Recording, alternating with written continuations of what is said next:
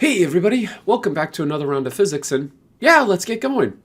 We will leave to the wayside this idea about electric fields and Coulomb forces and potential energies. We're done with that theoretical background for the time being. And what we'll now move into is more of the practical aspect of electricity and magnetism, namely circuits. And so here we'll introduce our very first circuit element called a capacitor. And so I should probably give you a sense of kind of what a capacitor actually is. So first of all, when we talk about a capacitance, we're talking about, roughly speaking, the ability of an object to, for example, carry charge. And maybe I should be a little bit more specific here. Really what we're thinking about is the ability of a particular circuit element to store separated charges. Say positive charges here, negative charges there, and those two charges are not allowed to come together by the geometry of the capacitor. Speaking of which, the capacitance of an object only depends on the physical shape of the circuit element. Now, oftentimes you'll hear us say something like a parallel plate capacitor, and there you can envision having two flat plates that are parallel to one another. But that's not the only way that you can build a capacitor. For example, rather than having two parallel plates, you can save space by taking your capacitor, which has a bunch of parallel plates, and then rolling it up to form something like a cylindrical capacitor, etc., etc. At the end of the day, however, we'll find that when we find the capacitance of whatever object we're talking about, it will only depend on the geometric shape of the object, the area, the radius, the distance between plates, etc., etc., etc.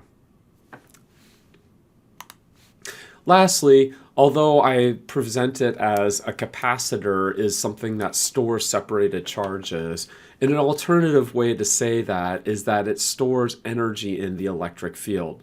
When we prevent a positive charge from combining with a negative charge, okay, there is some electric field pointing from the positive to the negative. And by packing more positives on one side and negatives on the other, we increase the magnitude of the electric field between those charges. That electric field carries energy, and we can remove that potential energy to do other stuff. Now, one of the cool things about capacitors, and maybe one of the scary things as well, is that capacitors do not need to be connected to a circuit in order to be harmful. If a capacitor stores separated charges, then you could remove it from a circuit and those charges remain separated. All that you have to do is bridge the two leads on the capacitor, give the separated charges a path through which they can flow in order to recombine. And so capacitors don't necessarily have to be hooked up to a circuit in order to be fully charged and therefore dangerous. So just a disclaimer, when you're dealing with capacitors in general, you should always make sure that they're discharged before tinkering around with them. This is also why, for example, when you work on an electrical piece of equipment, you unplug it, you make sure that the entire system is what's referred to as de-energized before you start, putting the metal objects in or removing screws, etc., etc., etc. Let me give you an idea about how a capacitor works. And incidentally, this is our first foray into what we would call a passive circuit element. It does not require any sort of additional power supply, additional energy supply in order to operate. So imagine for a second that I have two conducting plates. Okay. And again, it doesn't matter what the geometry is, but the key feature is that they are conducting. Now, I'll present this as a kind of this happens, then this happens, and this happens. But the reality is as this process goes on, several things are occurring simultaneously. So imagine that we have two plates, and I'll start off with them being neutral. And I have some excess charge somewhere else. What we will do is that pretend that I push the excess charge onto the top conductor. So I will force that excess charge onto the top conductor, and by nature of being a conductor, it will spread out. Now the next question, I will assume that these two conducting plates are particularly close together. Generally, how that assumption is actually stated is that the distance between the two plates will be much, much smaller than the surface area of either of those plates. So this is D, this surface area here is A. And that assumption, what that means is that as I push positive charges onto the top plate, the positive charges on the bottom plate, yeah, very good, will want to run away. They'll be forced off that bottom conductor. And so you can imagine there being an equal number of positive and negative charges, but because of the new positive charge on the upper plate, some of the positive charges on the lower plate are forced away. And so what you end up with for a capacitor is one plate ends up positive, one plate ends up negative. And as you notice, these charges that are forced off the bottom plate go on to complete the circuit. One of the interesting things that I'll point out to you is notice that there is no charge moving from the upper plate to the lower plate. I'll say that again. There is no charge moving from the upper plate to the lower plate. Rather, it is the generation of an electric field due to the positive charges, and the positive charges on the bottom plate move away in response to that newly created electric field from the positive charges on the top plate. Okay. And it's very important. Oftentimes, and I do it too, oftentimes I find myself thinking about a wire connecting those two plates. And you'll see that the behavior of a capacitor is much different than the behavior of just a single wire. Good. Okay. Now, we will go ahead and use our assumption even further. So not only does the separation distance between the plates need to be small so that the bottom plate can be influenced by the new charge on the top plate, but in addition, if the separation distance is small compared to the area, these plates appear to be infinite. If you are inside that capacitor, these plates essentially appear to be infinite. And then we say, aha, I know what the value of the electric field is when the plates are infinite. We derived that using Gauss's law several lectures ago. The magnitude of the electric field is simply sigma divided by epsilon naught, sigma representing the surface charge density. Pretty cool, huh? Okay, good. Now another question. We should ask ourselves, first of all, how do I push charge onto the top plate? I have to incentivize that charge to go onto the plate. Or a different way to say it is, imagine that these positive charges are little spheres, and I want to force the spheres to roll downhill and get caught on that bottom plate. So what we do is that we connect this plate to what we call a potential supply, some object that is designed to have a difference in potential, say a high potential over here and a low potential on the other side. And that forces our positive charges to, for lack of a better word, roll downhill. So how we actually force those charges on is we apply a potential difference. You say, well, how do I do that? Okay, well, that is the purpose of, say, something like this. You could say this is an object specifically designed to maintain a difference in electrical potential between the top terminal and the bottom terminal. In fact, if we take one of these and look at it, this is a AAA battery. It will say somewhere, in fact right here, there's a positive and negative sign, but also on the side it says 1.5 volts. This is designed to produce a potential difference, an electric potential difference of 1.5 volts between the upper terminal and the bottom terminal. So if I connect those two terminals together using a wire, I now give a path by which charges in the wire can move from the top potential, the high potential side, to the low potential side. Of course, during that process, I have charges in the wire moving over a potential difference. And so we have a release of potential energy proportional to the amount of charge that has moved.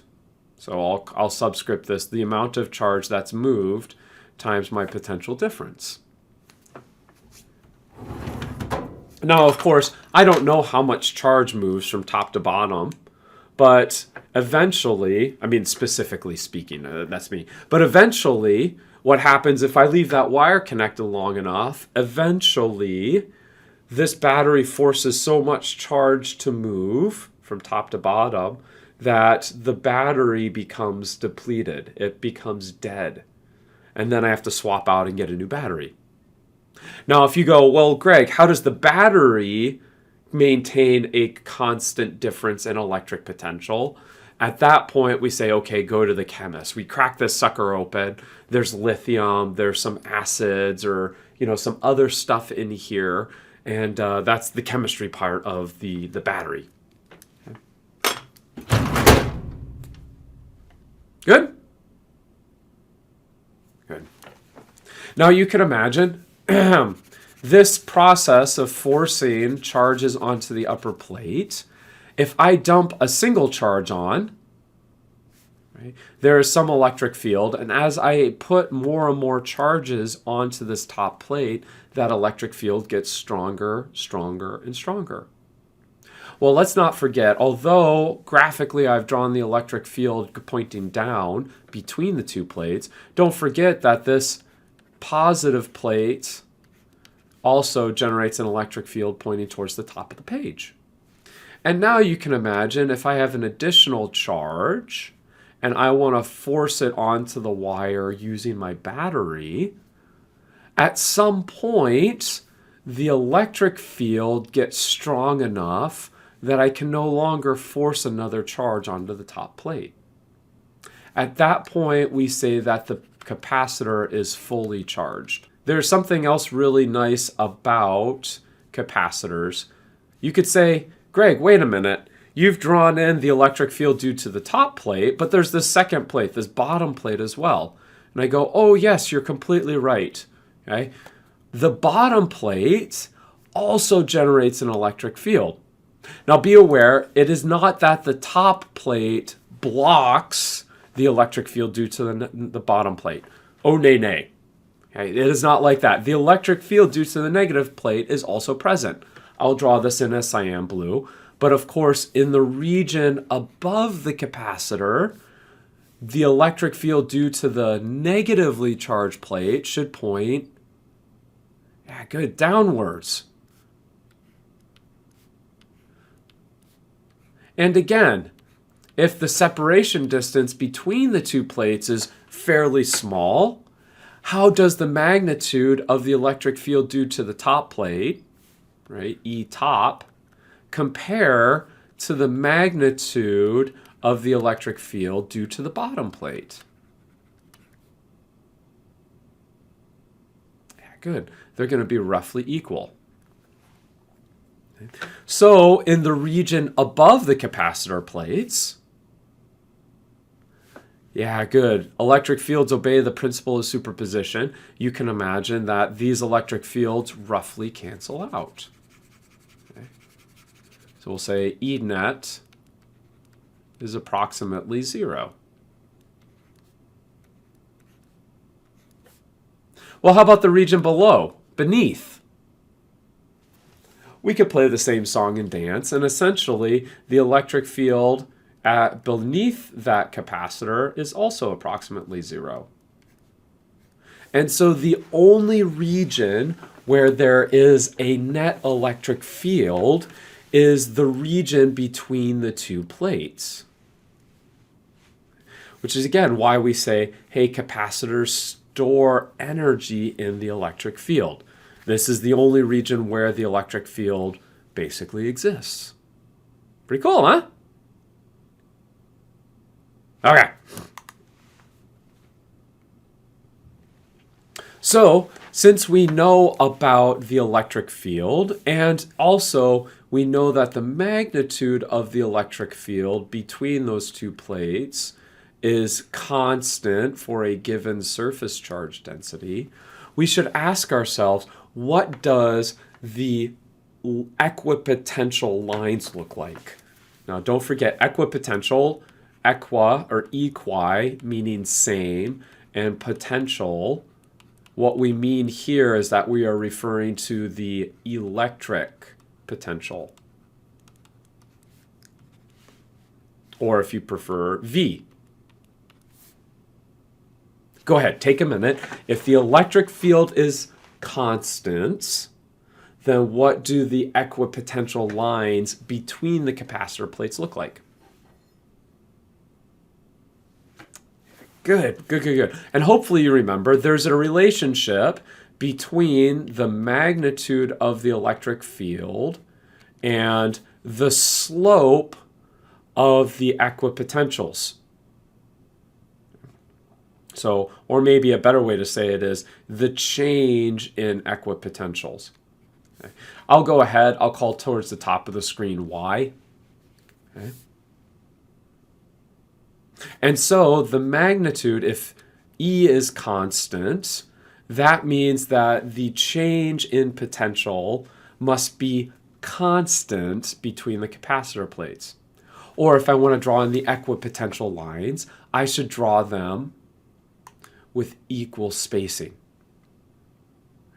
And again, you can think of this either way. There's an electric field between the plates pointing from the positive plate to the bottom plate, or alternatively, we could think of there is a difference in electric potential between the upper and lower plates, and the equipotential lines are equally spaced.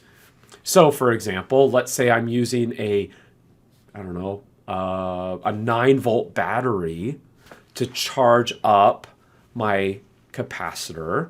So the top plate's at 9 volts, the bottom plate is at 0 volts. And so how many? Well, I've got a 9-volt drop, and then you can say I got 1, 2, 3, 4, 5. You got something like 5 lines. So this first one is going to be something like 7.5 volts. And the next one's going to be something like 6 volts. And then the next one's going to be something like 4.5 volts. And then 3. And then 1.5. And then finally 0. That's only because I drew in, 5, 6 lines, right? But you get a sense of, okay, since these spacings are equal, that means that the electric field is constant between the two plates. Now let me go ahead and give you the formal definition of capacitance. Okay, this is a definition. And how we define capacitance is that we take the amount of charge divided by the difference in electric potential between the upper and lower plates. Okay. As it turns out, because the electric potential is going to be proportional to the charge, taking the charge divided by the electric potential will give us a quantity that is independent of the charge stored on the capacitor plates. An alternative way to say it is that the capacitance is a constant of proportionality between the deposited charge and the resulting difference in electric potential. That is a completely synonymous way of stating this. Well, let's play some what if games, right? Like so let's say I charge up a capacitor. And so I've hooked it up to a battery, for example. I've deposited charges on the top plate. Positive charges have been forced off the bottom plate. Okay? And then, here's the key, let me disconnect the battery. In other words, I will make it so that when I remove the battery, there is no way for charges from the top plate to combine with any of the negative charges on the bottom plate. So that's the first key. And then the next question, what happens then if I take those plates and I decide to stretch them out? What happens to the magnitude of the electric field before the stretch as compared to after the stretch?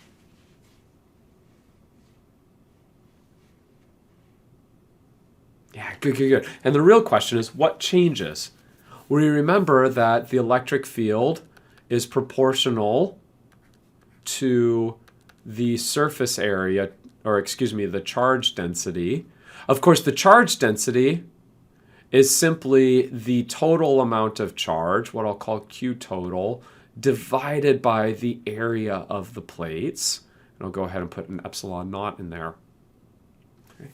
So, if I deposit a set amount of charge, and then I increase the surface area, A goes up, that means that the electric field between the plates must get smaller. Okay. So as the area goes up, right, my sigma goes down and the electric field goes down. Good? Okay, good. Well, how about this? Let's say that the electric field between two capacitor plates decreases. Okay, so here's the original, and then let's go ahead. Okay, which one is a better representation of the electric potential or the equipotential lines between the two plates once the electric field decreases? Yeah, good. So if the electric field decreases, that means for lack of a better term, I'll say the slope of the electric potential between the top plate and the bottom plate must decrease. Well, if the slope is decreased, that must mean that there are larger spaces between my equipotentials, and therefore figure B is more accurate representation after I've stretched the plates. Well, let's get another sense of what's going on. Let's change a different thing about the capacitors.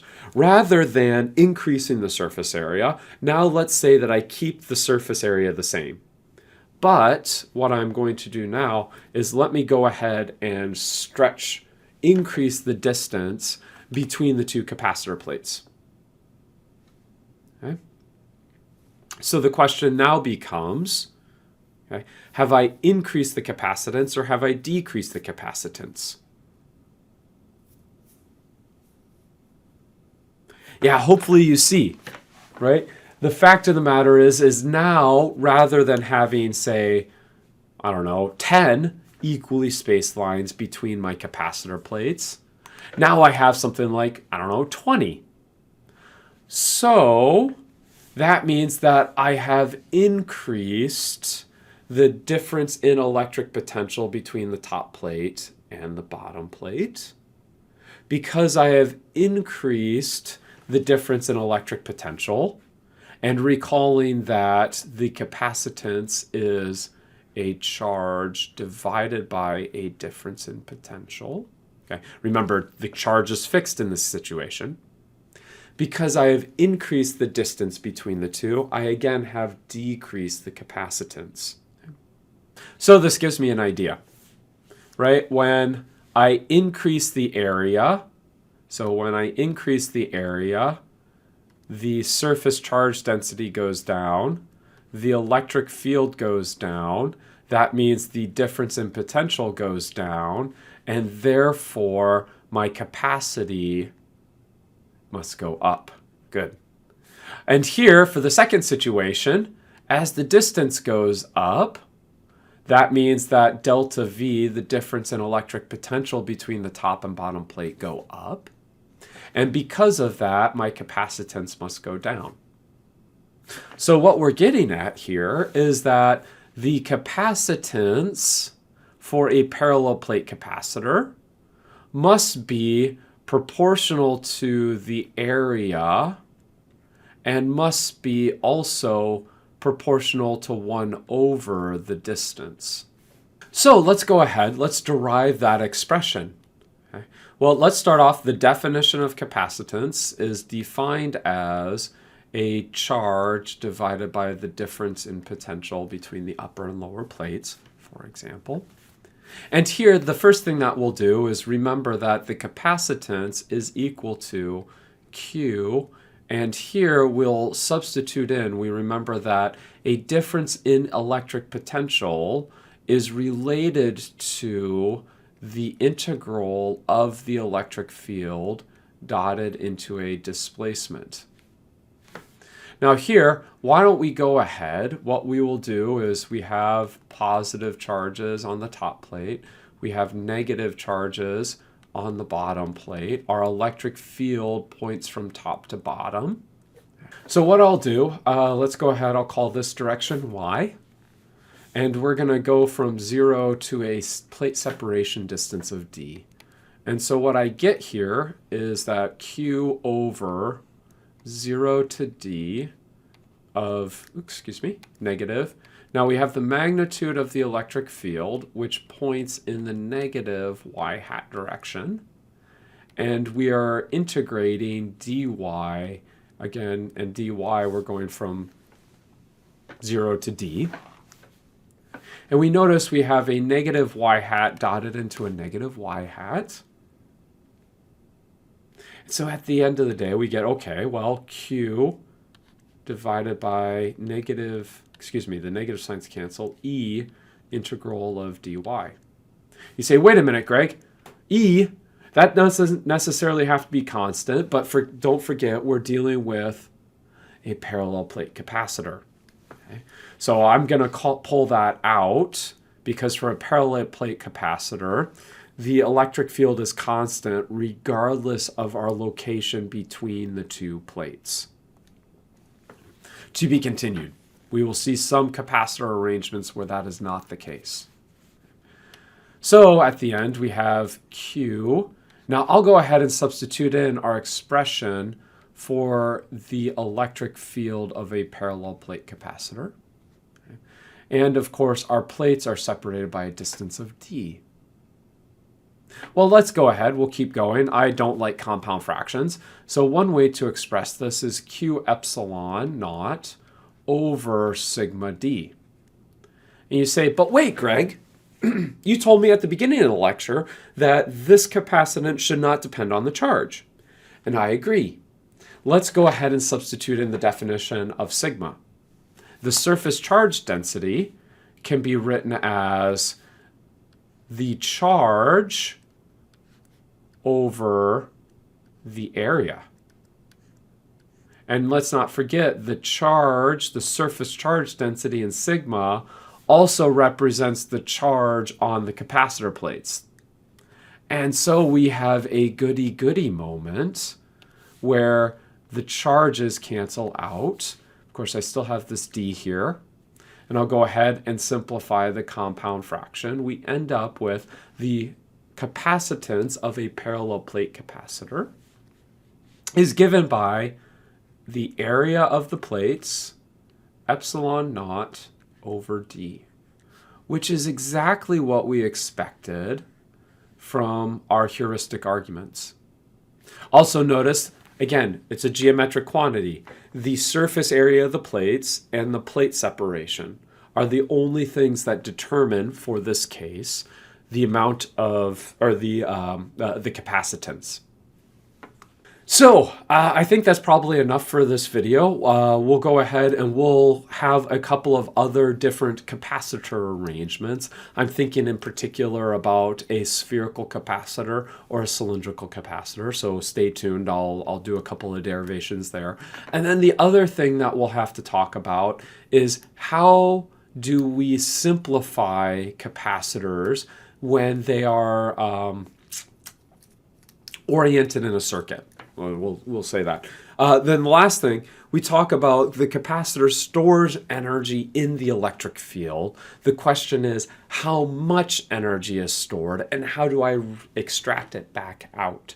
So we'll stay tuned for that. So in the meantime, thank you for your attention. Keep up the good work. I'll see you next time.